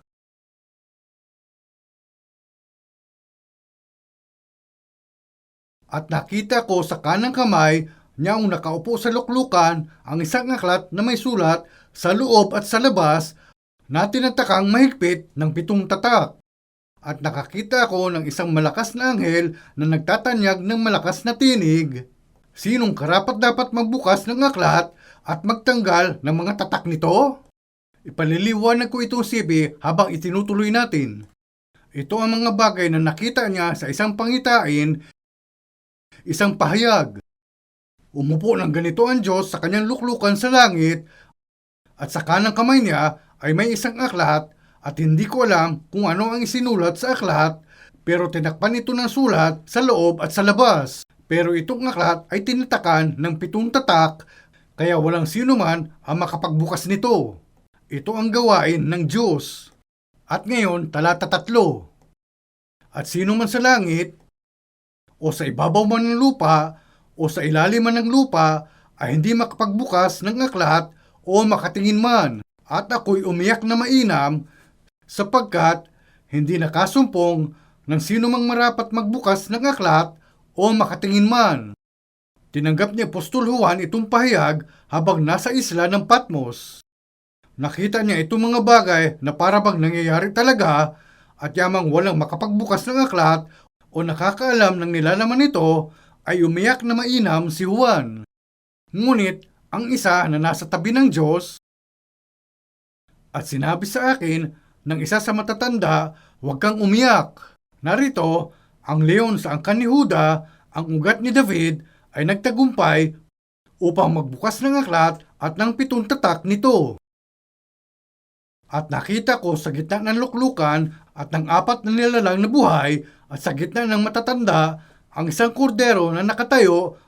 Itong kordero ay si Jesus. Si Jesus ang kordero. Nawari ay pinatay na may 7 sungay at 7 mata na siyang 7 espiritu ng Diyos na sinugo sa buong lupa. At siya'y lumapit at kinuha ang aklat sa kanang kamay niya ang nakaupo sa luklukan. Pumunta si Jesus sa harap ng Diyos Ama at kinuha ang aklat. Kinuha niya ang aklat. At pagkakuha niya ng aklat, ang 4 na nilalang na buhay at ang 24 na matatanda ay nangagpatira pa sa harap ng kordero na ang bawat isa'y may alpa at mga mangkok na ginto na puno ng kamangyan na siyang mga panalangin ng mga banal. At sila'y nangag-aawitan ng isang bagong awit na nagsasabi, "Ikaw ang karapat-dapat na kumuha ng aklat at magbukas ng mga tatak nito, sapagkat ikaw ay pinatay at binili mo sa Diyos ng iyong dugo ang mga tao sa bawat angkan at wika at bayan at bansa. At sila'y iyong ginawang kaharian at mga saserdote sa aming Diyos at sila'y nangaghahari sa ibabaw ng lupa." Nang si Jesus bilang kordero ay kinuha ang aklat, ang mga matatanda at ang 4 na nilalang na buhay na naroon ay umawit ng awitin sa malakas na tinig. Sa madaling salita, pinapupurihan nila ang Diyos. Talata 11. At nakita ko at narinig ko ang tinig ng maraming mga anghel sa palibot ng luklukan at ng mga nilalang na buhay at ng matatanda, at ang bilang nila ay 10,000 tigsa 10,000 at libo-libo. Tapos, ang lahat ng hukbo ng mga anghel sa kalangitan ay sabay-sabay na umawit. Sabay-sabay silang umawit. Habang magsisimulang aawit na sabay-sabay ang 24 na matatanda at ang mga nilalang na buhay, lahat ng mga anghel ay sinimulan ding magsiawit sa malakas na tinig. Talata 12. Na nang nagsasabi ng malakas na tinig, karapat-dapat ang kordero na pinatay upang tumanggap ng kapangyarihan at kayamanan at karunungan at kalakasan at kapurihan at kaluwalhatian at pagpapala. Talata 13. At ang bawat bagay na nilalang na nasa langit at nasa ibabaw ng lupa at nasa ilalim ng lupa at nasa ibabaw ng dagat at lahat ng mga bagay na nasa mga ito ay narinig kong nagsasabi, "Sa kanya na nakaupo sa luklukan at sa kordero ay ang pagpapala at kapurihan at kaluwalhatian at paghahari magpakailan kailanman." Tingnan ang sinasabi rito. At ang bawat bagay na nilalang na nasa langit at nasa ibabaw ng lupa at nasa ilalim ng lupa at nasa ibabaw ng dagat. Bawat nilalang sa mundo ay umaawit. Anong ibig sabihin? Anong awitin ang kayang awitin ng mga isda sa dagat? Ano kaya ang inawit ng mga ibon sa himpapawid? Ano kaya ang inaawit ng kalawakan? Marahil, iniisip ninyo na walang kwentang sabihin na lahat nito mga bagay ay umaawit, pero may talata rin sa Biblia na sinasabing umawit ang mga bituin. May piano sa dako roon. Kung patutugtugin ninyo ang pianong yon, aawit ito kahit wala itong buhay. Kapag umawit ng himno ang choir, umaawit silang kasabay ng piano. Pero may instrumento sa musika na mas malaki pa sa pianong yan. Sigurado ako, ang kalawakan, ang instrumentong yun. Tulad sa binanggit ko rate sa ibang lecture, umiikot ang mundo sa axis nito habang tumutuloy ito sa orbital path at gumagawa ito ng malakas na tunog. Narinig ko talaga ang tunog na ginagawa ng mundo habang umiikot ito. Minsan, pumunta ako sa Curtis Machine Company na nasa Greenbelt, Maryland, di kalayuan sa Washington, D.C. sa United States. Kumpanya ito na gumagawa ng mga satellites. Ang mga astronaut na naglakbay sakay ng spaceship lampas sa atmosfera ng daigdig ay gumawa ng record ng tunog na ginagawa ng daigdig habang umiikot ito sa axis at hinayaan ng kumpanya na marinig ito ng mga bisita. Kaya pumunta ako roon at narinig ang tunog ng pag-ikot ng daigdig.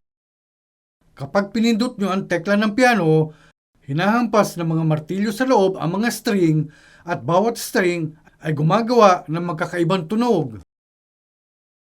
Nariyan ang tunog na ginagawa ng daigdig sa pag-ikot nito. Nariyan ang tunog na ginagawa ng Mars sa pag-ikot nito at lahat ng mga bituin sa Milky Way ay gumagawa ng iba't ibang tunog sa pag-ikot ng mga ito. Nariyan ang tunog na ginagawa ng mga ito habang sabay-sabay na gumagalaw sa orbital path at habang umiikot sa kanilang axis. Kaya bawat isa ay gumagawa ng kakaibang tunog depende sa posisyon nito. Naniniwala ako na mas maganda pa ito at mas kahanghang ang tunog kaysa sa tunog na galing sa piano. Kaya walang duda na mula sa pananaw ng Diyos, hindi maling sabihin na ang likas na mundo ay palaging umaawit. Nang si Jesus, ang anak ng Diyos ay tinanggap ang tinatakang aklat sa harapan ng Diyos, bawat nilalang na nasa langit, ang 24 na matatanda, ang mga nilalang na may buhay, at ang mga anghel ay umawit lahat. Lahat ng mga nilalang ay umaawit. Dahil napakalaking pangyayari ito. Umaawit sila dahil hindi pangkaraniwan itong pangyayari. Para saan ba itong lahat? Sa Henesis Kabanata 1, talata 28, binasa natin na may binigyan ng Diyos ng kapangyarihang mamuno sa sanglibutan na kanyang nalikha. Kanino niya ibinigay? Kay Adan, di ba? Pero itinapon ito ni Adan. Ipinamigay ni Adan ang kapamahalaan sa mundo. At sino na ang kumontrol nito? Sino? Ang Diablo, di ba? Itong mundo ay ibinigay sa Diablo at naging pag-aari niya. Kaya, kapag si Jesus na ikalawang Adan ay muling babalik, ito ay upang bawiin ang mundo na naibigay ni Adan sa Diablo. Kaya, ano itong aklat na nasa kanang kamay ng Diyos? Itong tinatakang aklat ay nilalaman ang mga detalye ng mundo na ipinamigay sa Diablo. Dahil nilalaman nito ang mga detalye, isa-isang sisirain ni Jesus ang mga tatak ng aklat, titingnan ang mga detalye, bayaran ang halaga sa Diablo, at muling bawiin itong mundo. Ito ang ibig sabihin. Kaya ang mundo na nasa ilalim ng kontrol ng Diablo ay babalik sa Diyos. Si Jesus ay Diyos, di ba? Kaya nga, ang 24 na mga matatanda, ang mga nilalang na buhay, ang hukbo ng mga anghel, ang mga tao, at lahat ng mga nilalang ay umawit ng buong lakas. Kaya ang awit na inawit nila, malamang ay lubhang makapangyarihan at mahalaga. Punta tayo sa mga taga-Roma, Kabanata 8.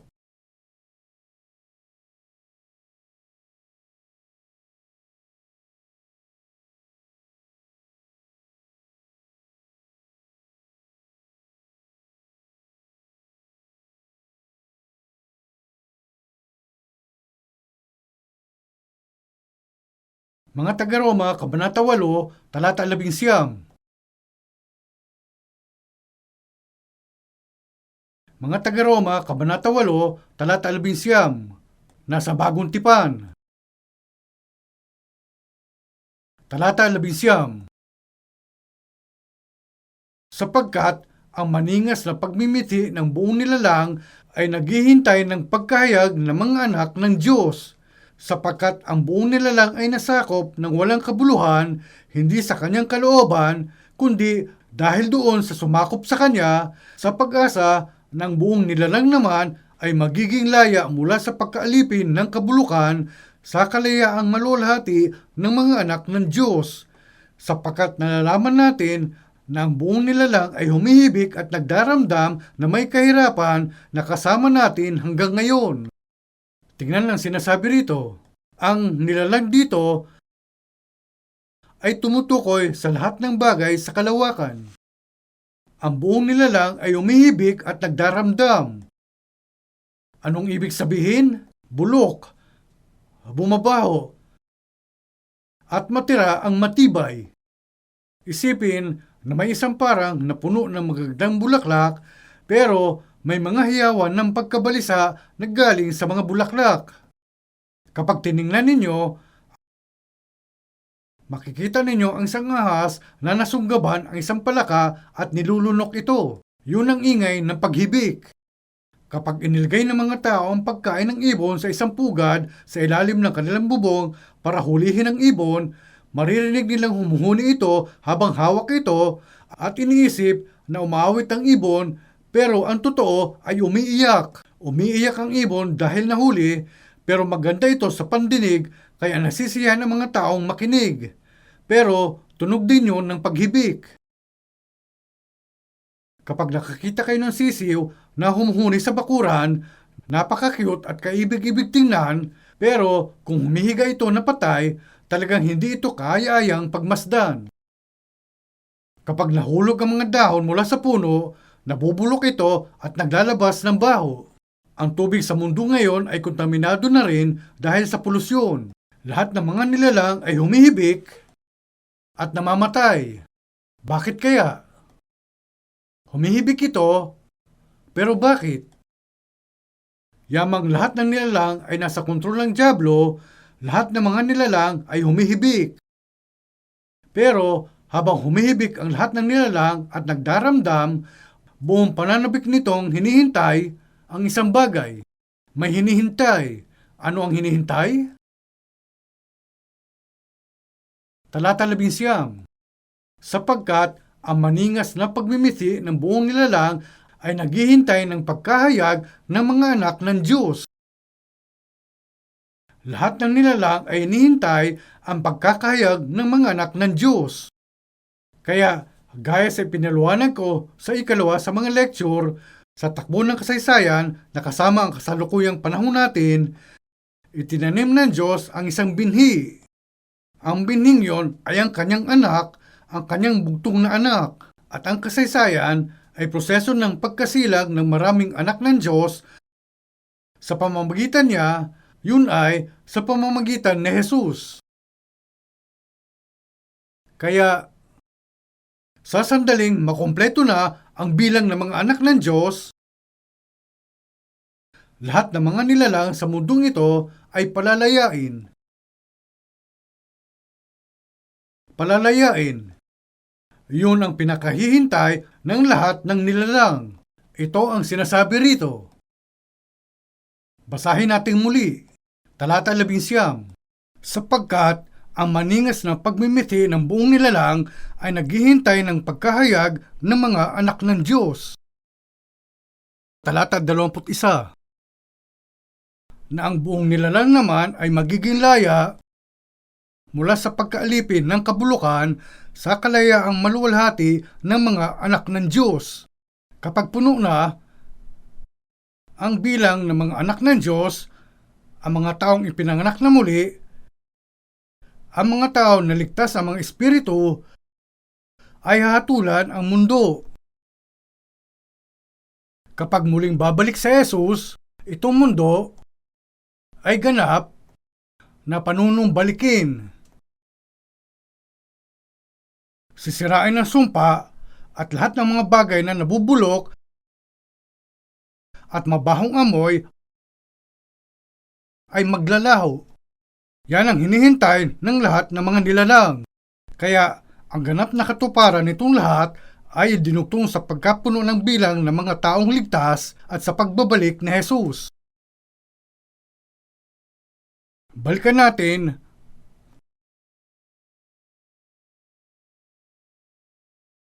Ang Apokalipsis, Kabanata 5. Tulad sa sinabi ko kanina, sa pagbabalik ni Jesus upang bawiin itong mundo na naibigay sa dyablo, bubuksan niya itong aklat. Habang kinakalag niya ang mga tatak, isa-isa at binubuksan ang aklat, babayaran ng halaga sa dyablo. Babayaran ng halaga sa dyablo. At babawiin ni Jesus ang mundo.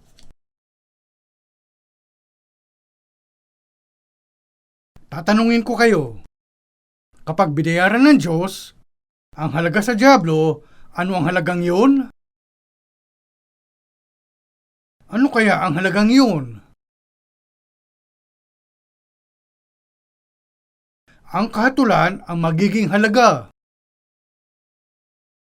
Kaya habang sinisira isa-isa ang mga tatak, ang kahatulan ng mundo ay magsisimulang mahayag. Yan ang ibig sabihin. Apokalipsis, Kabanata 6.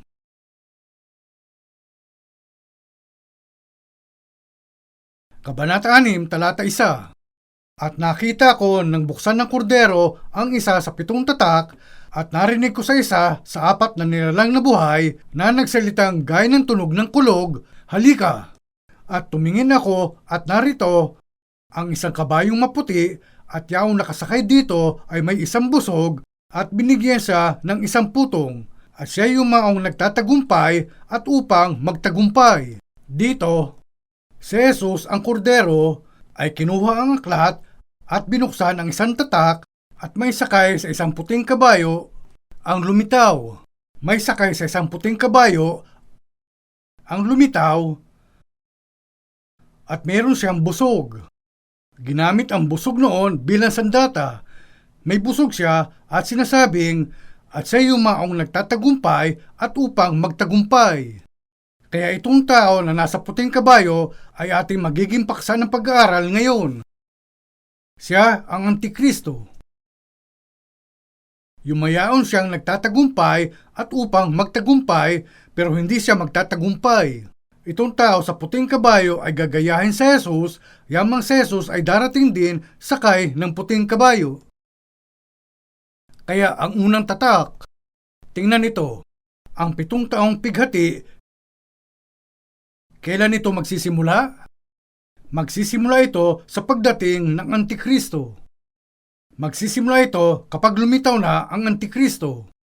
At ngayon, ang ikalawang tatak, talata 3. At nang buksan niya ang ikalawang tatak, ay narinig ko sa ikalawang nilalang na buhay na sinasabi, "Halika!" At may lumabas na ibang kabayo na kabayong mapula, at ang nakasakay dito ay pinagkaloobang mag-alis sa lupa ng kapayapaan at upang mangagpatayan ang isa't isa, at binigyan siya ng isang malaking tabak. Tinutukoy nito ang digmaan. Sinira ang ikalawang tatak at ipinakita ang pagbabayarang halaga. At ano itong halaga? Digmaan. Hindi natin alam ang eksaktong bilang, pero sa panahon ng 7 taong pighati, 2/3 ng mga tao sa mundo ay mamamatay. Sisiklab ang matinding digmaan. Ito ang halaga na pagbabayaran sa dyablo. At ang ikatlong tatak, talata 5. At nang buksan niya ang ikatlong tatak, ay narinig ko sa ikatlong nilalang na buhay na nagsasabi, "Halika!" At tumingin ako at narito ang isang kabayong maitim, at yaong nakasakay dito ay may isang timbangan sa kanyang kamay. At narinig ko ang gaya ng isang tinig sa gitna ng 4 na nilalang na buhay na nagsasabi, "Sa 1 denaryo ay 1 takal na trigo, at sa 1 denaryo ay 3 takal na sibada." Tinutukoy nito ang kagutom. Ang 1 denaryo ay napakalaking halaga ng pera. Pero sinasabi na ibabayad ito sa 1 takal na trigo o 3 takal ng sibada. Isang malaking kagutom ang magaganap sa panahon ng pighati. Hindi kakayanin ng mga tao na makabili ng pagkain kahit sa malaking halaga. At magkakaroon ng mga lindol. Hindi ko alam kung alam ninyo kung gaano nakarami ang mga lindol na naganap sa mundong ito. Napakalaking bilang ng mga tao ang namamatay sa lindol taon-taon. Itong mga lindol ay nagaganap sa Timog Amerika, sa kahabaan ng Pacific Coast hanggang sa West Coast ng United States hanggang Alaska. Nangyari ang mga ito sa buong Japan at pababa sa Timog at sa mainland China. Nangyayari ang mga ito sa buong Indian Ocean at sa mga lugar gaya ng Turkey, Iran at Greece at sa rehiyon ng Ukraine. Maraming malalakas na lindol ang patuloy na nagaganap at patuloy na marami ang nagiging biktima ng lahat nitong mga paglindol. Gaya sa ipinaliwanag ko sa unang mga lecture, kapag ang lava sa ilalim ng lupa ay naging aktibo at sumabog sa ibabaw, yan ay pagsabog ng bulkan at ang ganoong pagsabog ay maaaring magdulot ng pagyanig ng lupa. May iba rin mga sanhi, lalo na sa paggalaw ng tectonic plates. Hindi ako masyadong pamilyar dito, pero kaugnay itong lahat sa molten lava at ang pagbuo ng mga gas sa ilalim ng lupa. Itong mga pangyayari ay patuloy na magaganap sa panahon ng kapighatian. Dagdag pa, ang puso ng mga tao ay magiging napakasama. Naging masama na sila, pero ang kanilang mga puso ay labis na magiging napakasama. At sa hinaharap, mataas na ang posibilidad na maraming kakilakilabot na insidente ang magaganap maging sa mga tao sa parehong bansa habang nagiging mahirap na ang pagkain at naging napakahirap na ng buhay. Pasama na ng pasama ang mga puso ng mga tao at ito ang direksyon na patutunguhan ng mga tao sa mundo kahit ngayon. Lahat nito mga aspeto ay may kaugnayan sa paghatol sa mundo. Punta tayo sa Apokalipsis Kabanata 13. Apokalipsis Kabanata 13. Babasahin ko mula talata 1. At siya'y tumayo sa buhanginan ng dagat, at nakita ko ang isang hayop na umaahon sa dagat na may 10 sungay at 7 ulo, at sa kanilang mga sungay ay may 10 diadema, at sa kanyang mga ulo ay mga pangalan ng kapusungan. Medyo may kakaibang pangyayari rito. May nilalang na umahon sa dagat at isa itong hayop. May 7 ulo sa isang katawan at may 10 sungay. Sinasabi na umahon itong kakaibang hayop. Basahin natin upang makita kung ano itong hayop. At ang hayop na aking nakita ay katulad ng isang leopardo. Ang mga kakilakilabot ng mga parte ng mga hayop ay pinagsama-sama rito. At ang kanyang mga paa ay gaya ng sa oso. Ang mga kuko ng oso ay mahaba. Ito ang pinakanakakatakot na parte ng oso. At ang kanyang bibig ay gaya ng bibig ng leon. Ang bibig ng leon ay napakalaki. At ibinigay sa kanya ng dragon ang kanyang kapangyarihan at ang kanyang luklukan at dakilang kapamahalaan. Ang dragon ay si Satanas. Kumakatawan ng hayop kay Satanas. Siya ang kinatawan ni Satanas at darating na may kapamahalaan ni Satanas. At nakita ko ang isa sa kanyang mga ulo na waring sinugatan ng ikamamatay, at ang kanyang sugat na ikamamatay ay gumaling, at ang buong lupay nang gilalas sa hayop. Ginagaya ng hayop si Jesus. Namatay si Jesus at nabuhay sa mga patay makalipas ang 3 araw. Kaya sasabihin ng hayop, tingnan niyo, ako ang Kristo. Siya ang Antikristo. Ang Antikristo, itong hayop ay hindi naman talaga literal na hayop. Tao siya. Siya ang Antikristo.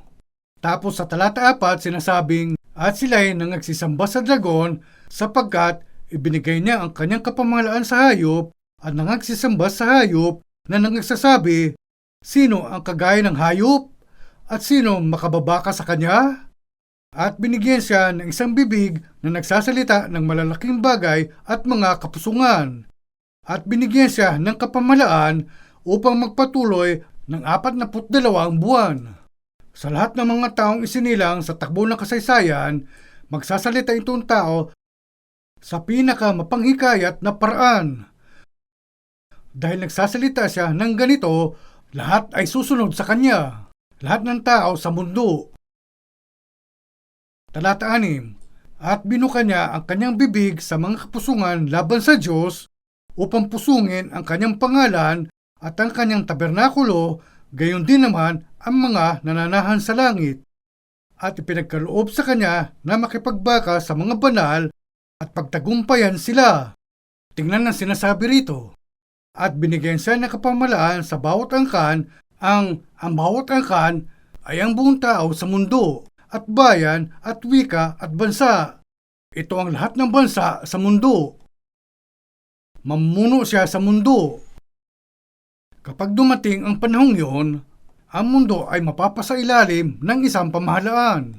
Isang pandaigdigang federasyon ng mga bansa ang itatatag. Ibig sabihin, bawat bansa ay magkakaroon ng sarili nitong gobyerno, pero pamumunuan sila ng pandaigdigang pamahalaan at siya ang magiging presidente. Sino itong tao? Punta tayo sa Daniel, Kabanata 7, sa Lumang Tipan. Ang Daniel ay kasunod ng Ezekiel na binasa natin kanina. Daniel, Kabanata 7. Daniel, Kabanata 7.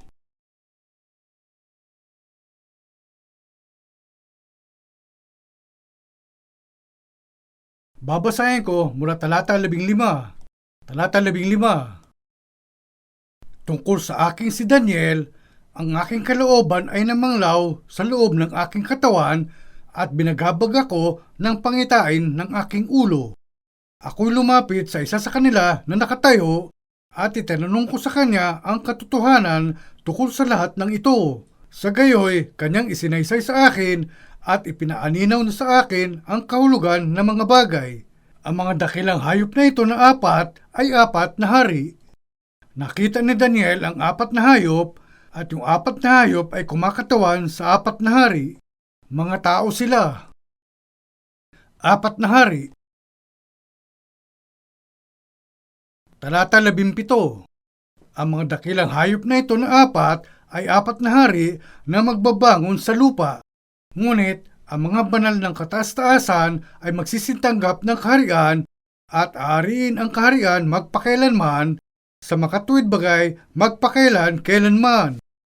Nang magkagayoy, ninasa kong maalaman ang katotohanan tungkol sa ikaapat na hayop. Ang hayop na makikita sa Apokalipsis Kabanata 13 ay ang ikaapat na hayop. Ang ikaapat na hayop. Nang magkagayoy, ninasa kong maalaman ang katotohanan tungkol sa ikaapat na hayop na kaiba sa lahat ng yaon na totoong kakilakilabot na ang mga ngipin ay bakal at ang mga kuko ay tanso na nananakmal, lumalamuray at niyuyurakan ng kanyang mga paa ang nalabi, at tungkol sa 10 sungay na nanga sa kanyang ulo. Binasa natin ang tungkol sa 10 sungay kanina, di ba? At sa isa na sumibol at sa harap niya ay nabuwal ang 3, sa makatuwid bagay yaong sungay na may mga mata at bibig na nagsalita ng dakilang mga bagay na ang anyo ay lalong dakila kaysa kanyang mga kasama. Ako'y tumingin at ang sungay ding yaon ay nakipagdigma sa mga banal at nanaig laban sa kanila, hanggang sa ang matanda sa mga araw ay dumating at ang kahatulan ay ibinigay sa mga banal ng kataas-taasan, at ang panahoy dumating na inari ng mga banal ang kaharian. Ganito ang sabi niya, ang ikaapat na hayop ay magiging ikaapat na kaharian sa ibabaw ng lupa. Ang apat na hayop ay apat na hari at sinasabi na ang ikaapat na hayop ay ang ikaapat na kaharian sa ibabaw ng lupa, na magiging kaiba sa lahat ng kaharian at sasakmalin ang buong lupa, yuyurakan at pagluluray-lurayin.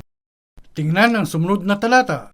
At tungkol sa 10 sungay, mula sa kahariang ito ay 10 hari ang babangon. Hanggang dito lang natin basahin. Kailangan ito ng paliwanag. Tingnan ito. Nang bumagsak ng Jerusalem noong 600 BC, ito ay noong sinimulan ang panahon ng mga hintil, di ba? Tumuloy ang mga panahon ng mga hintil hanggang sa muling pagbabalik ni Jesus.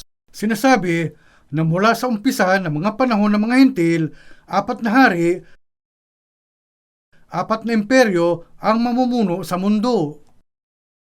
Ang una sa mga ito ay ang Babylonia. Babylonia. Ang Babylonia ay nasa rehiyon ng kasalukuyang Iraq, nasangkot sa digmaan sa Gulpo. Ang Iraq ang kinalalagyan ng sinaunang Babylonia. Ang Baghdad na kabisera ng Iraq ay ang lugar kung saan naroon dati ang Babylonia. Doon galing ang isang haring tinawag na Nabucodonosor na pinamunuan ang buong mundo. Ang buong kilalang mundo. Ito ang cradle of civilization. Sinakop niya itong buong rehiyon at sinakop din ang Jerusalem. Bunga nito, ang mga Israelita ay dinalang bihag sa Babylonia. Ang ikalawang imperyo ay ang Persia. Ang Persia. Nasa kasalukuyang panahon ay Iran. Si Haring Ciro ng Persia ay lumabas at nilipol ang Babylonia. Nakuha ng Persia ang pamamahala at kinubkob ang lahat ng mga bansang nasa ilalim ng pamumuno ng Babylonia. Ito ang ikalawang hayop. Ang katlong hayop ay ang Gresya sa ilalim ng pamumuno ni Alexander the Great. Kinalaban ni Alexander the Great ang Persia sa matagal na panahon at sa wakas ay nanalo. At dumating siya upang pamunuan ang lahat ng rehiyon sa panahong yun. Dinala ni Alexander the Great ang kanyang hukbo at lumaban hanggang sa India, pero nagkasakit siya at namatay. Si Alexander the Great ay isang pilosopo, pero namatay siya sa edad na 33. At hinati ang imperyo ng Gresya sa 3 magkakahiwalay na estado. Ang isa sa 3 estadong ito ay kinuha ng Roma. Ang Roma, ang ika-4 na kaharian. Unang itinuloy ni Julius Caesar ang Roma, ang isang sistema sa politika na ibinase sa Senado. Binuo niya ang triumvirate ng mga senador na kasama si Pompey, ngunit kalaunan namatay ang 2 pinuno at kinontrol ni Julius Caesar ang Roma, ngunit pinatay siya. Pagkatapos siyang pinaslang, namuno ang inampun niyang anak. Sa Biblia makikita natin na si Augusto Caesar ang nasa kapangyarihan sa panahon ni Jesus. Sa Lucas Kabanata 2, binasa natin na isinilang si Jesus sa panahon ng paghahari ni Augusto Caesar. Kaya ang Roma ang ika-4 na kaharian. Tapos sinalakay ang Roma ng imperyo ng Ottoman pero hindi ito nalipol. Muling babangon ang sinaunang Roma sa Europa. Ito ang pagkabuhay na muli ng Roma. Muling babangon ang sinaunang Roma. Sa Daniel Kabanata 2, matatagpuan natin na nanaginip ang hari tungkol sa isang malaking larawan. Ang ulo nito ay dalisay na ginto at kumakatawan sa Babylonia. Ang dibdib nito at 2 bisig ay kumakatawan sa Persia. Ang tiyan nito at mga hita ay ang Gresya. At ang 2 binti nito ay ang Roma. Tapos sa ibaba ay may 10 daliri sa paa ang larawan. May 2 paa at 10 daliri. At ang 10 daliri ay kumakatawan sa 10 bansa. Itong 10 bansa ay magkakaisa at magiging isang bansa. Itong mga salita na itinala 2,000, 2,500 at 3,000 taon nang lumipas ay tinutupad ngayon sa harap mismo ng ating mga mata. Gaya lang sa isang tren na mabagal na umuusad sa huling istasyon, sumasabay ang kasaysayan habang tumatakbo sa huling landas nito. Habang nabubuhay tayo sa mga panahong ito, ano ba ang pangunahing problema na kailangan nating harapin? Lahat nitong bagay ay pinapatunayan na malapit na ang kaharian ng Diyos. Pero para pasukin ang kaharian ng Diyos, kailangan ninyong maranasan na may panganak muli ang karanasan ng pagkaligtas ng inyong espiritu. Pakiyukong lahat ang inyong ulo. May tanong ako sa bawat isa sa inyo at pakisagot ito sa inyong konsensya anuman ang sabihin ng iba. Naranasan nyo na bang may panganak muli sa pamamagitan ng pagkatanto ng katotohanan sa mga salita ng Biblia? Kung hindi pa, hindi kayo makapapasok sa kaharian ng Diyos. Yamang ito ang usapin na kinakaharap natin sa pamamagitan nitong mga lecture. Umaasa ako na ilagak ninyo ang buong puso ninyo sa pakikinig nitong mga salita. Banal na Panginoon, pinasasalamatan namin kayo. Mangmang kami at mabagal matuto, pero nananalangin kami na inyong mapabatid sa amin ang katotohanan sa inyong salita habang aming binabasa. May buong pananabik na ipinapangaral namin ang inyong salita. Panginoon, pakibantayan po ang lahat nitong mga kaganapan at gabayan kami sa pamamagitan ng Espiritu Santo upang ang pintuan sa mga puso ng mga nakikinig ay mabuksan at matanggap nila ang inyong tinig sa kanilang mga puso. Idinadalangin namin na inyong babantayan ang nalalabi naming mga oras ng magkakasama at nananalangin kami sa inyong pangalan. Amen.